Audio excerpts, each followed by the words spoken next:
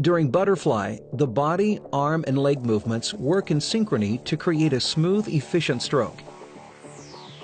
An effective butterfly technique involves an element of undulation, which is generated as your head presses down, your eyes face the bottom of the pool, and your feet kick downwards in a dolphin-style movement.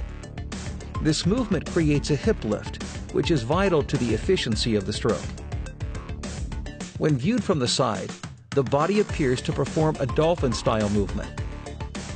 This movement should be controlled and close to the surface of the water, as excessive undulation creates additional resistance, slowing down the stroke. Tyler demonstrates good body alignment, with his head in line with his spine as his hands enter the water.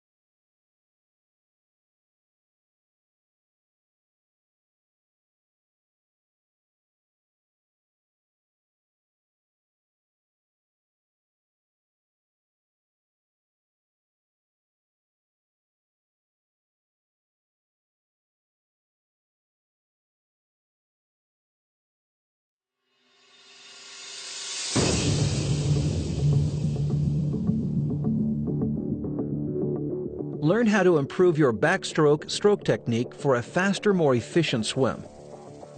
A faster arm stroke doesn't always improve your swimming speed. Longer, efficient strokes are always better than shorter, aggressive movements. Your hand entry should be relaxed and in line with your shoulder, with your little finger entering the water first. Your hand continues to travel downwards until the opposite shoulder rotates out of the water. The depth that your hand travels to will depend on your strength, stability, and feel for the water. As your hand flexes, rotate your elbow into an inverted high elbow position to allow the palm of your hand to face towards your feet. Your fingers must be pointed out to the side of the pool to maintain the inverted high elbow and good leverage on the water. Moving into the pull phase of the arm stroke, your powerful chest and shoulder muscles take over and should start to pull the water downwards in the direction of your feet, initiating your propulsion. Keep your palm facing towards your feet, with your wrist fixed and in line with your forearm, whilst maintaining an inverted high elbow. The elbow bend at this stage can be up to 90 degrees, but what you achieve is dependent on your strength, flexibility, and stability in the stroke.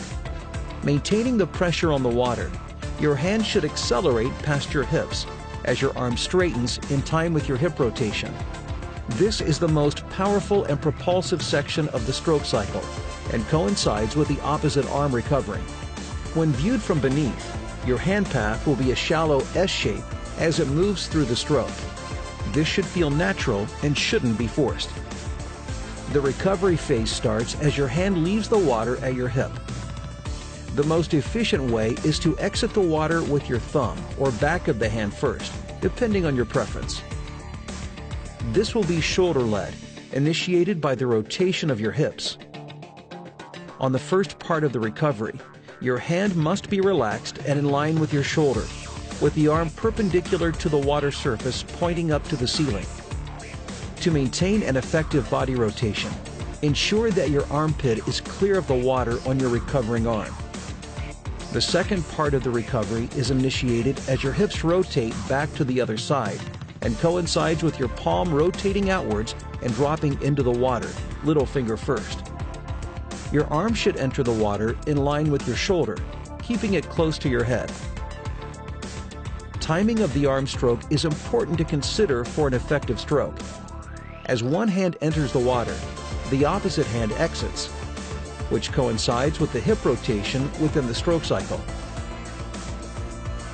Power paddles or finger paddles can be used to help you focus on improving the positioning of your hands as they enter the water. Finger paddles are useful for helping you focus on an efficient catch and pull phase, encouraging you to keep your fingers and elbow in the correct position. Due to his excellent body rotation, Ryan has a deep and powerful stroke with great acceleration past his hips.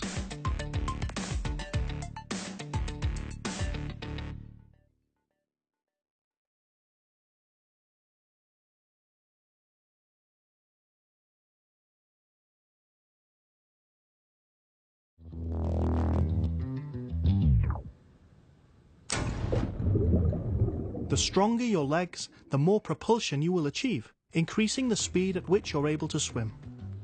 Keep your foot relaxed and extend your ankle, allowing it to flex slightly while pointing your toes.